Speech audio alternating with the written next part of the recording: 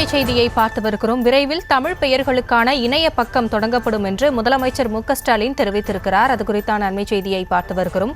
தமிழ் பெயர்களுக்கான இணைய பக்கம் விரைவில் தொடங்கப்படும் என்று முதலமைச்சர் அறிவித்திருக்கிறார். இது குறித்தான விவரங்களோடு இணைகிறார் எமது செய்தியாளர் பாரிகார்த்திக் விவரங்களை வழங்கலாம்.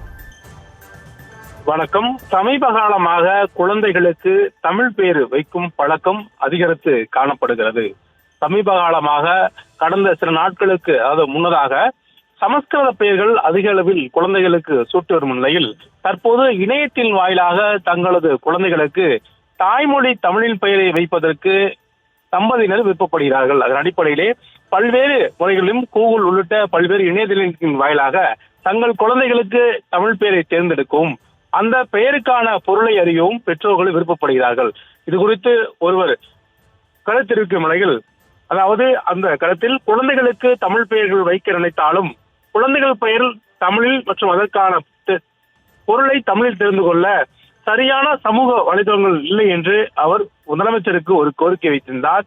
இதனடியாக அந்த கோரிக்கைக்கு உடனடியாக முதலமைச்சர்கள் பதில் கோரி, தம்பி, உங்களது கோரிக்கை நிறைவேற்றப்படும் என்றும் குழந்தைகளுக்கான அழகிய தமிழ் பெயர்களும் அதற்கான பொருளும் அடங்கிய இணைய பக்கம் தமிழ் இணைய கல்வி மூலமாக தொடங்கப்படும் என்றும் முதலமைச்சர்கள் தெரிவித்திருக்கிறார். இதன் மூலமாக குழந்தைகளுக்கு இனி பெற்றோர்கள் தமிழில் பெயர்களை தேர்ந்தெடுப்பது தமிழ்நாடு அரசினுடைய அந்த இணையதளத்தின் வாயிலாக, குறிப்பாக இணைய கல்வி கழகம் மூலமாக இருக்கும் அந்த இணையத்தின் மூலியமாகவே தெரிந்து கொள்ளலாம் என்றும் தற்போது ஒரு மகிழ்ச்சியான செய்தியை வெளிப்படுத்தியிருக்கிறார். ஏற்கனவே தமிழ்நாட்டில் இருக்கக்கூடிய தமிழ் பெற்றோர்கள் மட்டுமல்லாமல் உலகமெல்லாம் பரவி கிடக்கும் தமிழ் பெற்றோர்களும் தங்கள் குழந்தைகளுக்கு தமிழ் பெயரில் வைக்க ஆர்வம் மிகுந்திருக்கும் சூழலில் தமிழ்நாடு அரசினுடைய இந்த நடவடிக்கை பாராட்டுக்குரியதாக இருக்கிறது என்று பெற்றோர்கள் மகிழ்ச்சியை வெளிப்படுத்தியிருக்கிறார்கள்.